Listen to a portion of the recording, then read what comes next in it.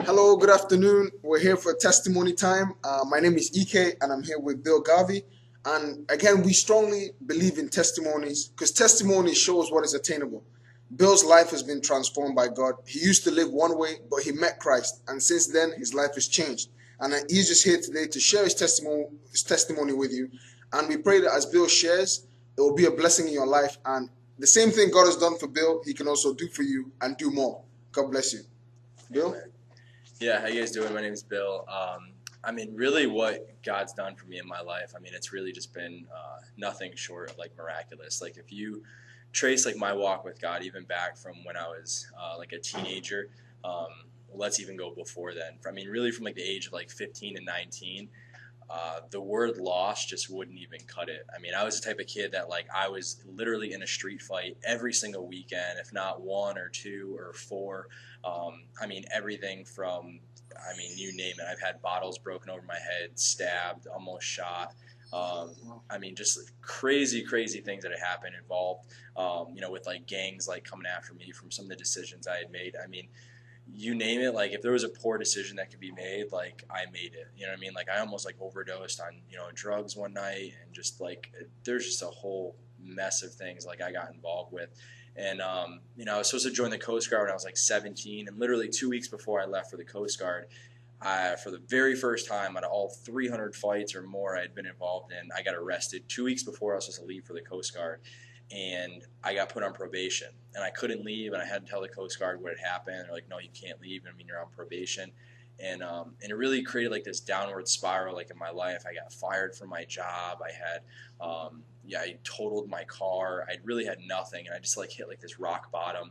And I'll never forget, for like the first time in my life, like I actually felt like depression, and which was crazy for me because I was always like this very like upbeat person, and about a week later, I had met who my soon-to-be wife, about a year later, and her father was a pastor.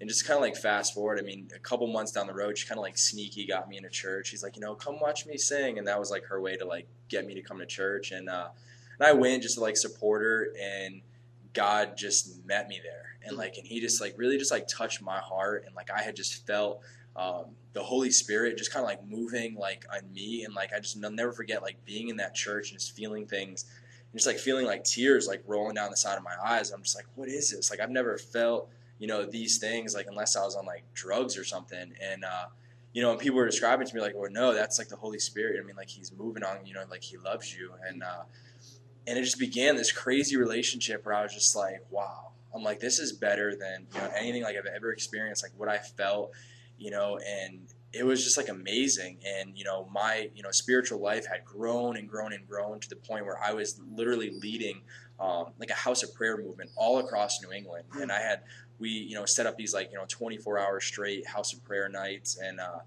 24 hours straight, teams would come in for 2 different hours, and it was just like this really awesome thing, a lot of unity in like the church. But eventually, like I said, I was married, I had kids, and I just kind of like fallen back like a little bit from doing that stuff. And life kind of like set in, which it happens with like a lot of us. You kind of like life comes, and your relationship with God just kind of like you love God, but it's like you just stop making Him kind of like a priority. And and it's in those moments where sometimes Satan, he's so sneaky, and like I tell everybody this, I'm like he is a liar. Like he lies to you, and he lies about you, and he lies about things in like your life. And sometimes he'll just sit back for years like in your life, just kind of like watching you and how you respond to things. With me, like I just felt like he was just watching me and like waiting, and all at like one moment, he had just hit me with everything about my life that like I didn't like, and just tried to get me to push everybody and everything away like all at like one time. And it was just like this very crazy moment like in my life, because I had just begun to push away the relationships down to even like my wife, the people that I had loved like most, and I just started acting like somebody that like I wasn't. I wasn't, and it wasn't me. Like it was just like a spiritual like attack like on me, and I was making choices that I should have never made. But he was lying to me, and I got to a point where I would believe the lies, and that's like what he does, with like anybody. And it's so horrifying like when you look at it. But it was just like I just started making some of the worst decisions of my life.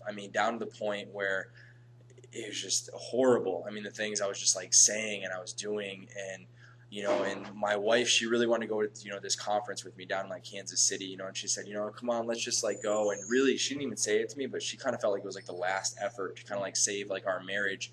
It was this Christian conference that, down in Kansas City, and the whole conference was to be like this youth conference, and it ended up being about marriage and the spirit of isolation, and how how Satan tries to like isolate people, make you feel like you're all alone and you're in this thing all by yourself, and how because when he gets you in that place, you become powerless, and really, when you're doing well in your life is, when you're getting, the best of, what your, family has to tell you, and the best of, what your pastor has to tell you, and the best of, like what your friends have to tell you, when you get like all the best, there's people looking out for you that genuinely love you, you're stronger and you're more equipped. But it's like when the enemy tries to isolate you away from everything, it's at those moments, like depression comes in, anxiety comes in, fear, like all those things. And I just bought into like the lies, and I'm down there at this conference and I'm listening to this whole spirit of isolation, and I'm just there and I'm just crushed inside, and I'm just like, God, how do you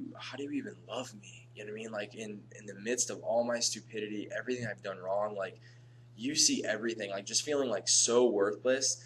And and he just began to just speak to me, and he tells me, he goes, look at your Coast Guard paycheck for next month. And I go, what? And he's just like, I'm like asking like these deep questions, like, how do you love me? And he tells me, look at my paycheck. And I'm like, what? So I'm like on my phone, my wife's next to me. I start looking, and I see out of like nowhere, it's just like, I got this $400 raise, and it wasn't about the money like at all. And he knows that. It was just that in that moment, he wanted to show me like he loves me even in my weakness, even when I'm making the worst decisions, even when I'm treating like my wife horrible.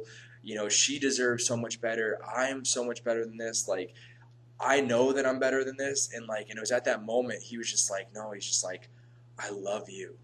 And I was just like, oh my God. Like, I was just so just like touched. Like, it was just like even deeper than like the moment like I got saved. And I was just like, just felt like tears like in my eyes. I'm just like, how do you even love me? And he's like, I not only love you, but I want you, and I will always want you. And I was just like, oh my God, you know what I mean? Like, you're so much better than me, And I was just like, and it just so touched my heart that, when you feel mercy, like over your life, like how powerful, like it impacts you, to the point where he had me. It was just like, oh man, he had just might as well have just like marked my heart, with like his thumbprint for like the rest of like his life. Like, I mean, it just so got me to the point where there's just like revival hit my heart, and I was just like, it was just so much more real than like it's ever been. And he just began speaking to me, and I'm listening, and like I just hear things. I'm just like always like, what do you want to say today? You know what I mean? It just became like this whole like exciting thing, and it just created, like I said, just like a real awakening like in my life. So